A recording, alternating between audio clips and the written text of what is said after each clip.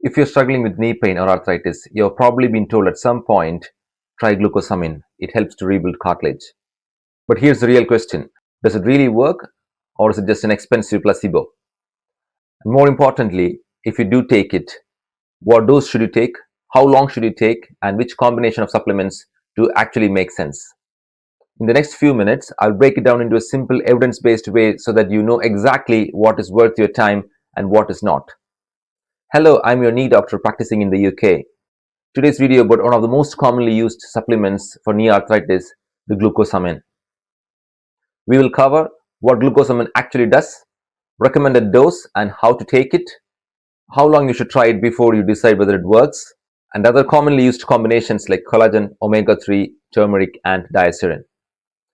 Let's keep this practical and patient-friendly. What is glucosamine? Glucosamine is a natural compound found in healthy cartilage. In knee arthritis, cartilage wears down. Glucosamine is thought to support cartilage breakdown and metabolism. However, the most important point here is it does not grow cartilage in advanced arthritis, and its benefits, if any, is usually mild symptomatic relief rather than structural repair. Large studies show mixed results, where some patients feel better and others notice no difference at all. Regarding its dose and frequency, glucosamine sulfate comes as 1500 mg once a day or 500 mg 3 times a day tablets. Either is acceptable. What matters most is consistency. When to take it, it can be taken with or without food. However, if you have gastric sensitivity, it is better to take after the meals.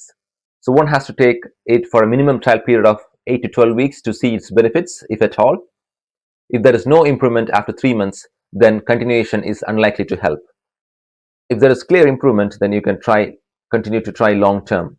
If there is no benefit, it's better to stop it. There is no strong evidence to say that lifelong supplementation is necessary. Let's talk about other commonly used supplements that are given along with glucosamine. The commonly used one is collagen, which is actually a peptide composed of type 2 collagen. Typical dose include 5 to 10 gram daily. Some studies show there is modest improvement in pain and function, and it should be thought of as a nutritional support rather than cartilage repair medicine. The next commonly used supplement is omega-3 fatty acids. The typical dose is about 1 to 2 gram per day. It has been proven to have some anti-inflammatory effect, and it might reduce some joint stiffness in some patients. The extra benefit is that it is good for cardiovascular health as well. Next commonly used supplement is turmeric. The typical dose is about 500 to 1000 mg per day. It also has some anti-inflammatory effect, and some patients report symptomatic pain relief compared to NSAIDs in mild osteoarthritis. The last supplement is diacerein, which is not actually a nutritional supplement, but it is actually an anti-inflammatory, which is used in some countries. It slows down inflammatory process in the arthritis and also might reduce in cartilage breakdown. So the exception here is it needs to be taken under medical supervision or a prescription, as there could be some side effects like diarrhea. Coming to the evidence, what does the evidence actually say? Let's be honest and realistic. No supplements reliably regrow cartilage. Some patients experience symptomatic improvement. The placebo effect is significant in osteoarthritis trials, and the response is highly individualized. So the key message is that if it helps you, it is reasonable to continue for a considerable period. But if it does not, there is no point in keeping on taking these supplements.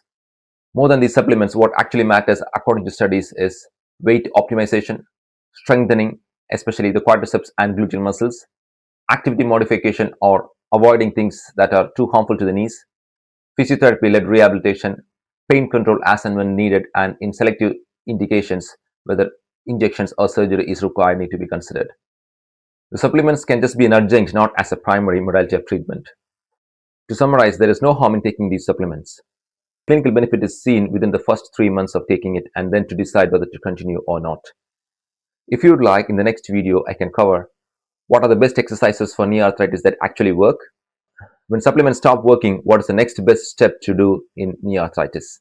If you found this video useful, please follow me for more evidence-based knee surgery and orthopedic related videos.